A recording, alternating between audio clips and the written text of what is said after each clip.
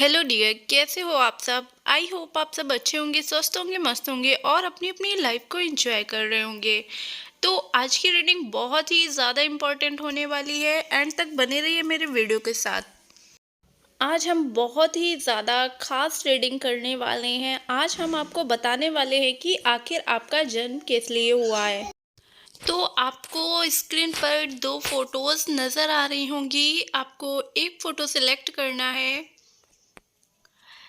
जल्दी से एक फ़ोटो सिलेक्ट कर लीजिए और उसके बाद हम रीडिंग को शुरू करेंगे। हर रोज़ की तरह रीडिंग बहुत ही ज़्यादा इंटरेस्टिंग होगी और आपको बिल्कुल भी वीडियो को स्किप नहीं करना है, क्योंकि बीच में बहुत सारी इम्पोर्टेंट चीज़ें होती हैं जो आपसे छूट जाती हैं। तो इसलिए वीडियो को पूरा ज़रूर देखिएगा।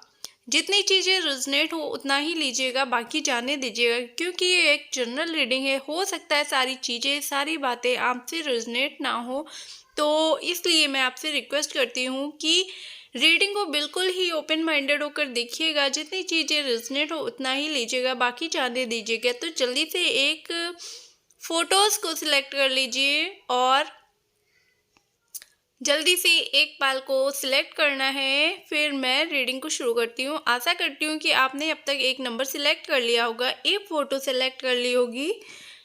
तो चलिए रीडिंग को शुरू करते हैं बिना देरी के। हेलो पाल नंबर 1, कैसे हो आप सब। आशा करती हूँ कि आप लोग बहुत अच्छे होंगे, स्वस्थ होंगे, मस्त होंगे और अपनी अपनी लाइफ को एंजॉय कर रहे होंगे। तो इस समय बहुत ही ज़्यादा वायरल चल रहा है, तो मैं रिक्वेस्ट करती हूँ कि सभी लोग स्वस्थ रहें, पूजा पाठ करते रहें, क्योंकि पूजा ही एक ऐसी सकारात्मक ऊर्जा देती है जो आपको निगेटिव चीज़ों से दूर रखती है। आप जितना ही पूजा पाठ करेंगे उतना ही एनर्जेटिक रहेंगे।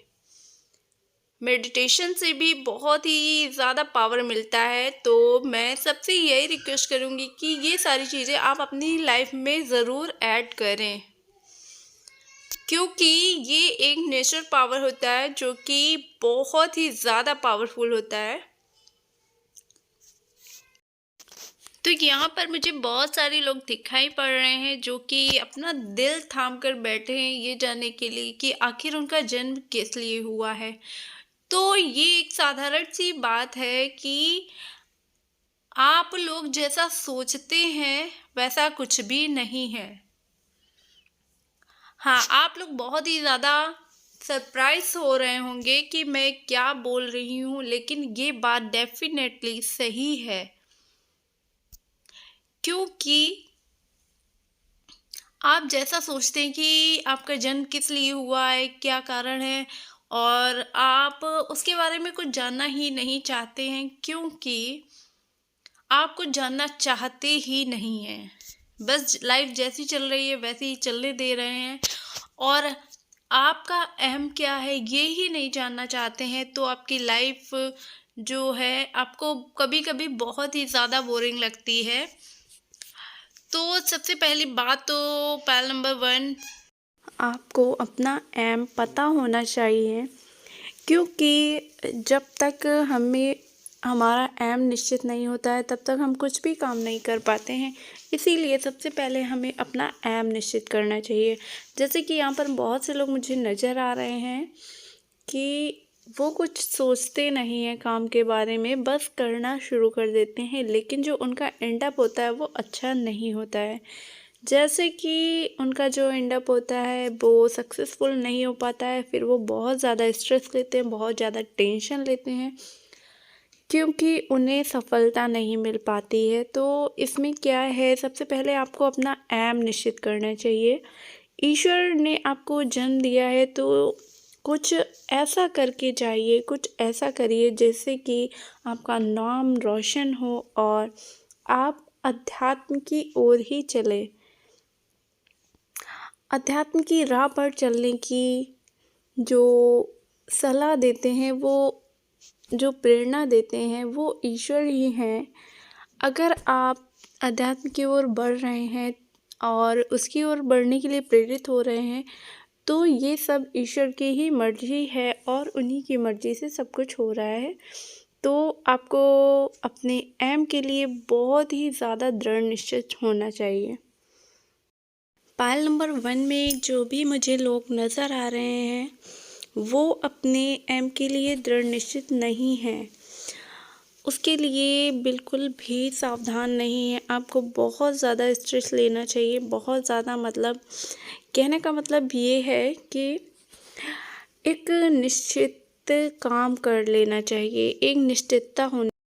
ऐसा करने से हमारे जो काम है वो सारे आसान हो जाते हैं और साथ ही साथ हमें उन कामों में सफलता भी मिलती है।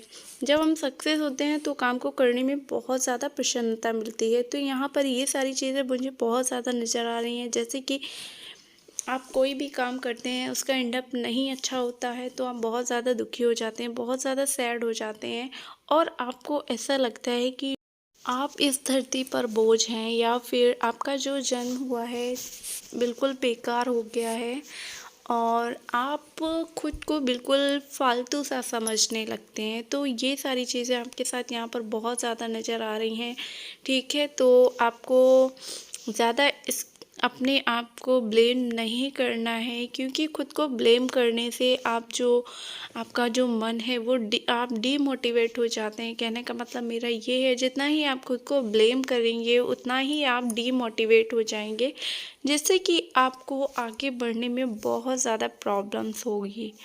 तो ठीक है, आपको खुद को ब्लेम नहीं करना है, ना ही अपने गॉड को ब्लेम करना है, क्योंकि आप भी सही हैं और आपके गॉड भी सही हैं। बस थोड़ी सी छोटी छोटी सी गलतियां हैं जो आप कर रहे हैं, जिसकी वजह से आपको लाइफ में प्रॉब्लम्स फेस करनी पड़ती है, जिसकी वजह से आपका जो रिज़ल्ट है वो अच्छा नहीं हो पाता है। आपको अपने काम में सक्सेस नहीं मिल पाती है। आप काम तो कर रहे हैं लेकिन किस तरीके से करने हैं, और पहले से एक जो टाइम पीरियड होता है वो निश्चित कर लेना होता है। तो यहाँ पे प्रॉब्लम्स तो बस यही है कि आप जो काम कर रहे हैं उसका टाइम पीरियड भी निश्चित नहीं। आपका जब मन हुआ काम किया, नहीं मन हुआ तो नहीं किया। बस यहीं पे प्रॉब्लम क्रिएट हो जाती है, जिसकी वजह से आप सक्सेस नहीं हो पाते हैं। तो इन सारी चीज़ों को आप बहुत ज़्यादा ध्यान में रखना होगा और अध्यात्म की ओर चलते रहना है। अध्यात्म की राह को नहीं छोड़ना है। ईश्वर से जितना जुड़ेंगे उतना ही आपका मन अच्छा होगा।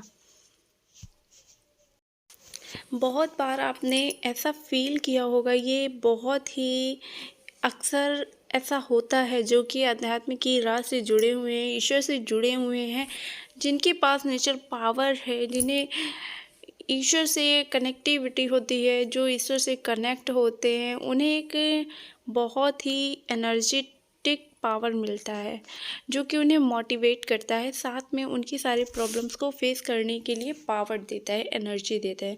तो आपने बहुत बार ऐसा फील किया होगा कि आप जितना ही ईश्वर से, भोलेनाथ से आप जितना ही कनेक्ट हुए हैं, जितना ही उनका मेडिटेशन किया है, ध्यान किया है, उनसे जुड़ रहे हैं, उनसे कनेक्ट होने की कोशिश कर रहे हैं, उतना ही पावर आपको मिल रहा है। वो भी बहुत सारी चीज़ें हैं जो आपको देने की कोशिश करते हैं, परंतु वो आपको वही देते हैं जो आपके लिए सही है, ना कि जो कि आप सोचते हैं, बल्कि जो आपके लिए सही होता है वही करते हैं। कभी कभी ऐसा होता है कि आप जो चाहते हैं, जो मांगते हैं, वो चीज़ें आपके लिए सही नहीं होती हैं, लेकिन उस वक्त आपको ऐसा लगता है कि आपको ये चीज़ ईश्वर ने नहीं दी, लेकिन समय आने पर आप ये चीज़ फील करते हैं, आपको ये सारी चीज़ें पता चल जाती हैं कि ईश्वर ने जो भी किया अच्छा किया, और आपको ये चीज़ नहीं मिली उस टाइम पे तो बहुत ही अच्छा हुआ। तो यही सारी चीज़ें हैं, ईश्वर देना चाहते हैं आपको, लेकिन वही देते हैं जो आपके लिए अच्छा है, जो आपकी लाइफ के लिए अच्छा है, जो आपके लिए सिक्योर है, जो आपकी लाइफ को बिल्कुल, जो आपकी लाइफ में बिल्कुल फिट बैठता है, ठीक है, वही ईश्वर आपको देते हैं।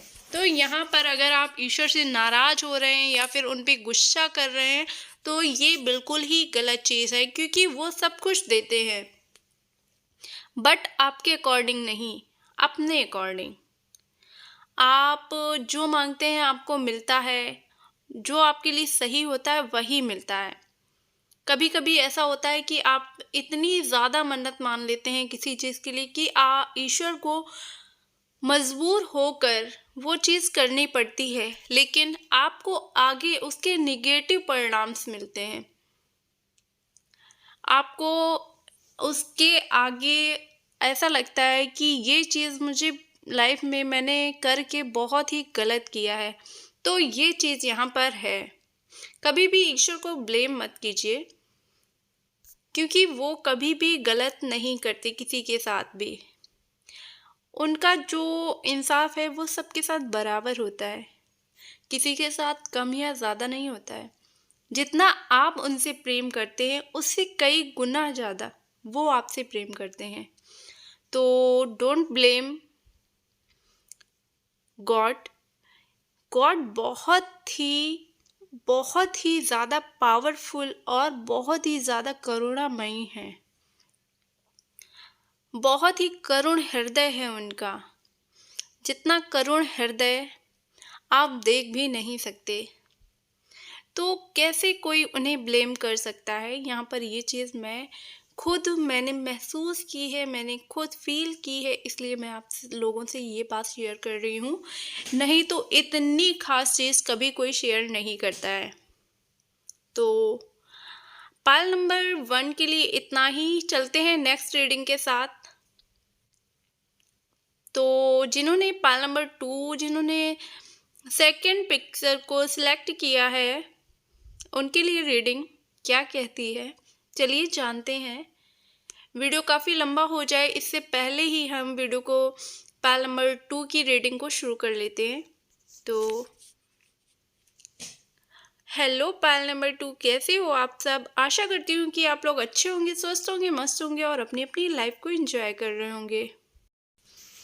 यहाँ पर मुझे पाल नंबर 2 में बहुत सारे लोग ऐसे नज़र आ रहे हैं जो कि पॉजिटिव थॉट्स रखने वाले हैं। पॉजिटिव थॉट्स रखने के साथ साथ काम की पॉसिबिलिटी ज़्यादा मायने रखती है इनके लिए। जैसे कि कोई काम होता है तो उसको छोड़ना ठीक नहीं समझते हैं। यहाँ पर मुझे ऐसे लोग नज़र आ रहे हैं, जैसे कि बहुत से लोग होते हैं, काम थोड़ा सा किया और उसको वहीं पे छोड़ दिया, तो वो काम तो अधूरा रह गया ना। जो बहुत ही लूज टाइप के होते हैं, तो यहाँ पर मुझे लूज लोग नज़र नहीं आ रहे हैं। यहाँ पर ऐसे लोग हैं जो काम को काफ़ी मजबूती से करना चाहते हैं, काम को पूरा करना चाहते हैं, किसी भी काम को अधूरा नहीं छोड़ना चाहते हैं, वो सफल होना चाहते हैं। वो अपना एम निश्चित करके चलते हैं कि हाँ, जैसे कि एग्ज़ाम्पल के तौर पे मैं आप लोग से बताना चाह रही हूँ। जैसे कि जब आप लोग 10th क्लास में पढ़ते थे तो आपका एग्ज़ाम होता था, तो आप उसके लिए आपको पहले से ही पता होता था कि मैं इतने घंटे मुझे पढ़ना है ताकि मेरा जो रिज़ल्ट आएगा वो पॉजिटिव आएगा। जो मेरा रिज़ल्ट आएगा वो मेरा सेकंड पोजीशन पे नहीं होगा, मैं फर्स्ट पोजीशन लाना चाहता हूँ या चाहती हूँ। इसलिए मुझे चाहे जितनी मेहनत करनी पड़ जाए, लेकिन मुझे फर्स्ट पोजीशन पे ही आना है। और अटूट मेहनत भी करते हैं। और उनकी ये ख्वाहिश जो है ज़्यादातर बच्चों की होती है कि जो पढ़ने में अच्छे होते हैं, जिन्हें अपना आगे भविष्य उज्जवल करना होता है, जो अपना भविष्य को लेकर काफ़ी चिंतित होते हैं, वही लोग काफ़ी स्ट्रेस लेते हैं अपनी लाइफ को लेकर। तो यहाँ पर ये चीज़ है, वो चाहे जितनी उनको मेहनत करनी पड़ जाए, लेकिन वो आगे क्या चाहते हैं? सफलता, सक्सेस होना चाहते हैं। और ईश्वर ने इसीलिए आपको जन्म दिया है कि आप लाइफ में कुछ कर पाएँ, कुछ अचीव कर पाएँ, कुछ आगे बढ़ पाएँ लाइफ में, लोगों को दिखा सकें, अच्छे मार्ग पर चल पाएँ। तो पाल नंबर 2 में मुझे बहुत ही अच्छे लोग और बहुत ही ख़ास चीज़ें नज़र आ रही हैं जो यहाँ पर हैं।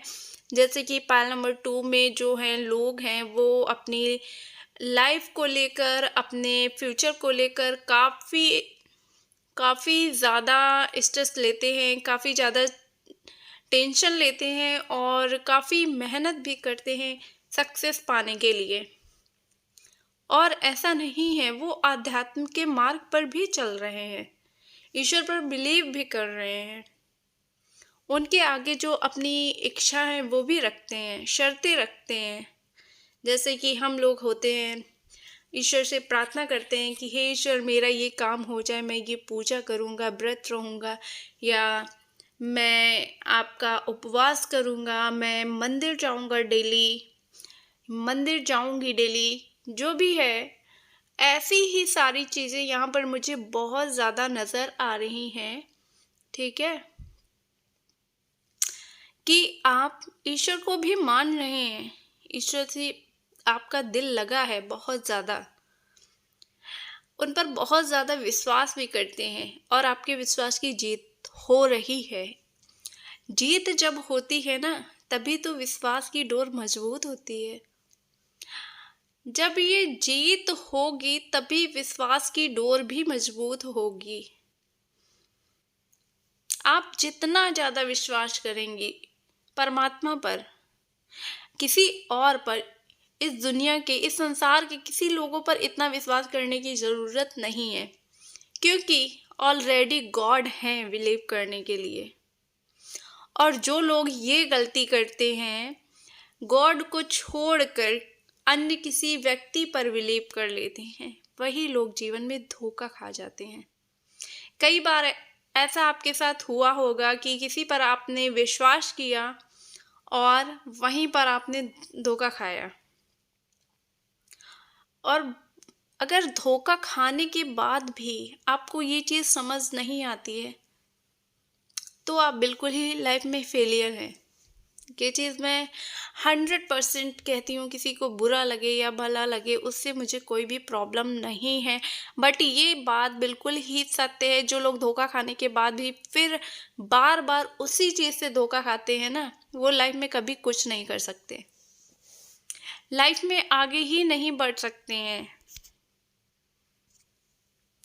क्योंकि जब इंसान एक बार धोखा खा चुका है, उसे सीख जाना चाहिए, उसे सीख ले लेनी चाहिए कि हाँ, ये इंसान, ये बंदा मेरे काम का नहीं है, इसने तो सिर्फ मुझसे मतलब की चीज़ें, मतलब के लिए इसने मेरा इस्तेमाल किया है, तो मैं इससे क्या उम्मीद करूँ, क्यों मैं इसका साथ दूँ। छोड़ो, ऐसे व्यक्ति को डिलीट कर दो अपनी लाइफ से, तभी आप लाइफ में सक्सेस हो पाओगे। और अगर आप उस पर बिलीव करते हैं धोखा खाने के बाद भी, तो आप लाइफ में कभी सक्सेस नहीं हो सकते। तो मैं यही कहना चाहती हूँ कि इंसान से धोखा मत खाओ, बिलीव करना है तो ईश्वर पे करो, क्योंकि वो कभी धोखा नहीं देते हैं। उन्होंने जन्म ही दिया है आपको कि लाइफ में आप कुछ कर पाएँ, आगे बढ़ पाएँ, आप सफलता हासिल करें, लाइफ में कुछ करें। बहुत से अच्छे अच्छे व्यक्ति हुए हैं, साधु संत हुए हैं, जिन्होंने ईश्वर पर विश्वास किया और उन्हीं के लिए अपने प्राण त्याग दिए। ईश्वर ये कहते हैं, कभी किसी जीव की हत्या ही मत करो, किसी के साथ बुरा मत करो, सिर्फ अपनी लाइफ जियो, अपनी लाइफ में खुश रहो, अपने कार्यों में व्यस्त रहो, आपकी लाइफ खुद ब खुद अच्छी हो जाएगी। इस बात को यदि व्यक्ति एक बार मान ले, करके देख ले, तो सच में उसकी लाइफ इतनी अच्छी हो जाएगी कि मैं क्या बताऊं। बट ऐसे पर्सन बहुत ही कम होते हैं जो ये सारी चीज़ें कर पाते हैं, करने की कोशिश करते हैं, बट कभी कभी कर भी लेते हैं। बहुत से लोग ऐसे भी होते हैं, मैं ये नहीं कह सकती। ये दुनिया बहुत बड़ी है और हर तरीके के लोग यहाँ पर पाए जाते हैं जो कुछ भी कर सकते हैं। भाई, जो लोग करते हैं, करते तो इंसान ही है ना, तो ये कहना ठीक नहीं होगा कि दुनिया में कुछ भी इम्पॉसिबल है। कुछ भी इम्पॉसिबल नहीं है, सब कुछ पॉसिबल है। इंसान कुछ भी कर सकता है खुद चाहे तो, यदि वो मन बना ले तो।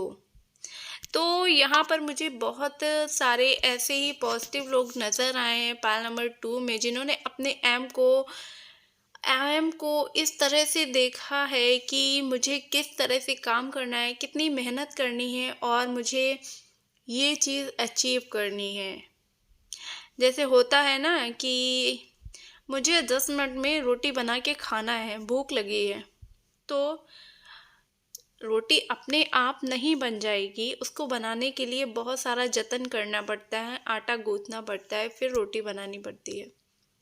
तो उसी तरह अगर आप चाहें तो वो 10 मिनट में रोटी बन के तैयार हो जाती है और आप खा भी लेते हैं।